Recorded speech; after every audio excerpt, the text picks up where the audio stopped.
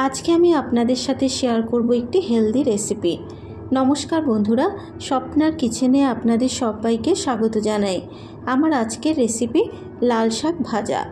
এই রেসিপিটা কিন্তু বাড়িতে প্রায় সবাই বানিয়ে থাকে, আর গরম ভাতের সাথে লাল শাক ভাজাটা খেতে কিন্তু অসাধারণ লাগে। আর লাল শাকে প্রচুর পরিমাণে গুণাগুণ রয়েছে, যেমন লাল শাকে প্রচুর আয়রন রয়েছে, তাই নিয়মিত এই শাক খেলে কিন্তু রক্তশূন্যতা দূর হয়। এছাড়া এই শাকের অ্যান্টিঅক্সিডেন্ট বিভিন্ন ধরনের প্রদাহ ও ক্যান্সার প্রতিরোধে কিন্তু সহায়তা করে। এটি রক্তে কোলেস্টেরল কমিয়ে হৃদরোগের ঝুঁকি কমায়। তাই লাল শাক খাওয়া কিন্তু শরীরের পক্ষে খুবই উপকারী। যদি রেসিপিটা আপনাদের ভালো লেগে থাকে অবশ্যই ভিডিওটাকে একটা লাইক ও শেয়ার করে দেবেন। তাহলে দেখে নেওয়া যাক আমার আজকের রেসিপিটা। লাল শাক ভাজা বানানোর জন্য এখানে নিয়েছি 1 আঁটি লাল শাক। প্রথমে লাল শাকটাকে বেছে নেব। এখানে আমি লাল শাকটাকে বেছে নিয়েছি। লাল শাকের গোড়ার অংশটাকে ফেলে দিয়ে কচি ডাঁটা সমেত শাকটাকে নিয়েছি। আপনারা চাইলে কিন্তু খালি লাল শাকের পাতা দিয়ে লাল শাক ভাজাটা বানাতে পারেন। যেহেতু কচি ডাঁটা, তাই ডাঁটা সমেত আমি লাল শাকটা নিয়ে নিয়েছি। এবারে লাল শাকটাকে পরিষ্কার করে জল দিয়ে ধুয়ে কুচিয়ে নিয়েছি।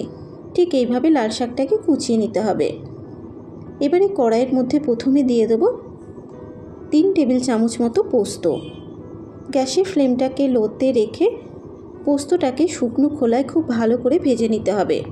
তবে পোস্তটা ভাজার সময় কিন্তু গ্যাসের ফ্লেমটাকে লোতে রেখেই পোস্তটাকে ভাজতে হবে, তা না হলে কিন্তু পোস্তটা পুড়ে যেতে পারে।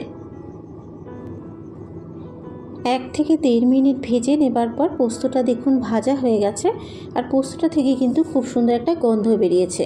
এবারে পোস্তটাকে একটা পাত্রের মধ্যে ঢেলে নেব। পোস্ত ভেজে তুলে নেবার পর ওই কড়াইতে দিয়ে দেবো কেটে ধুয়ে রাখা শাক।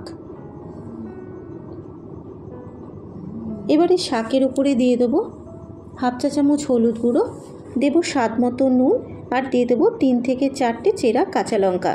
তবে ঝালটা আপনারা আপনাদের নিজেদের স্বাদ অনুসারেই কিন্তু অ্যাড করবেন। এবারে নুন, হলুদ গুঁড়ো, কাঁচা লঙ্কা দেবার পর শাকের সাথে মিশিয়ে নিয়ে শাকটাকে 2 মিনিট মতো ভেজে নেব। 2 মিনিট শাকটাকে ভেজে নেবার পর যখন শাকটা মজে আসবে, এবারে গ্যাসের ফ্লেমটাকে লোতে রেখে মিনিট 5 ঢাকা দিয়ে শাকটাকে সেদ্ধ হতে দেব। 5 মিনিট পর এবার ঢাকনাটাকে খুলে শাকটাকে একবার একটু নাড়াচাড়া করে নেব। আর নুন দেওয়ার ফলে কিন্তু শাক থেকে প্রচুর পরিমাণে জল বেরিয়েছে, তাই শাক সেদ্ধ করার জন্য কিন্তু আলাদা করে জল দেওয়ার প্রয়োজন নেই। শাকের মধ্যে থেকে যে জলটা বেরোবে সেই জলেই কিন্তু শাকটা সেদ্ধ হয়ে যাবে। আর শাকটা যখন সেদ্ধ হয়ে যাবে, এবারে গ্যাসের ফ্লেমটাকে মিডিয়াম টু হাইতে রেখে শাকের মধ্যে যে জলটা আছে সেটাকে শুকিয়ে নেব। শাকের মধ্যে যে জলটা ছিল সেটা কিন্তু শুকিয়ে গেছে। এবারে শাকটাকে একটা পাত্রের মধ্যে ঢেলে নেব।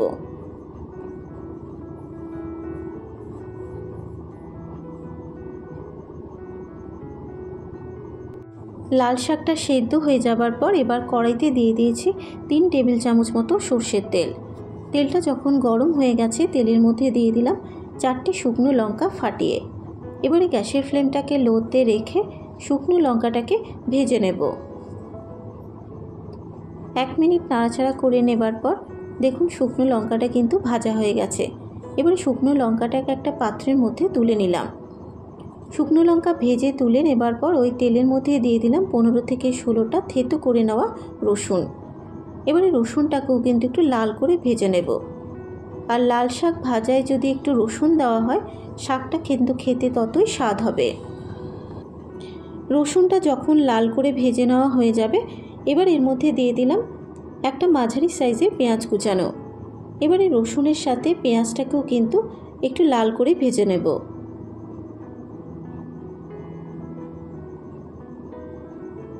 মিনিট 2 নাড়াচাড়া করে নেবার পর যখন পেঁয়াজটা ঠিক এরকম লাল করে ভেজে নেওয়া হয়ে যাবে, এবার এর মধ্যে দিয়ে দেবো সেদ্ধ করে রাখা লাল শাক। লাল শাকটা দেবার পর এবার পেঁয়াজ রসুনের সাথে মিশিয়ে নিয়ে লাল শাকটাকে কিন্তু একটু ভাজা ভাজা করে নেব। আর লাল শাকের মধ্যে যে একটা জলজলে ভাব আছে সেটাকেও কিন্তু শুকিয়ে নিতে হবে।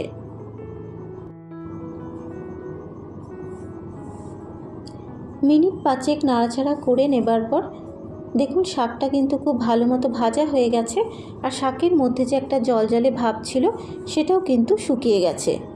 এবার এর মধ্যে দিয়ে দেবো শুকনো খোলায় ভেজে রাখা পোস্ত, আর দিয়ে দেবো আমি যে শুকনো লঙ্কা ভেজে রেখেছিলাম, দিয়ে দেবো ভাজা শুকনো লঙ্কা।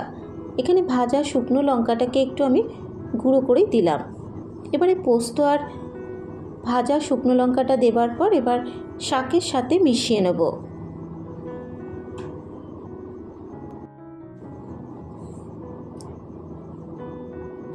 পোস্ত আর ভাজা শুকনো লঙ্কাটা যখন মেশানো হয়ে যাবে, এবারে গ্যাসের ফ্লেমটাকে বন্ধ করে দেব। গরম ভাতের সাথে খাওয়ার জন্য লাল শাক ভাজা কিন্তু একদম তৈরি।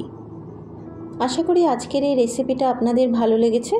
যদি রেসিপিটা আপনাদের ভালো লেগে থাকে আপনারা এভাবে একবার বাড়িতে ট্রাই করবেন ও আমাকে কমেন্ট করে জানাবেন রেসিপিটা আপনাদের কেমন লাগলো। আমার চ্যানেলে নতুন বন্ধু হলে চ্যানেলটাকে সাবস্ক্রাইব করার অনুরোধ রইল ও পাশে থাকা বেল আইকনটি প্রেস করে দেবেন, কারণ আমি যখনই আমার চ্যানেলে নিত্য নতুন রেসিপি শেয়ার করব নোটিফিকেশানটা আপনাদের কাছে পৌঁছে যাবে। আজকের মতো এই পর্যন্ত, আবারও হাজির হয়ে যাব অন্য কোনো নতুন রেসিপি নিয়ে। সুস্থ থাকবেন, ভালো থাকবেন, ধন্যবাদ।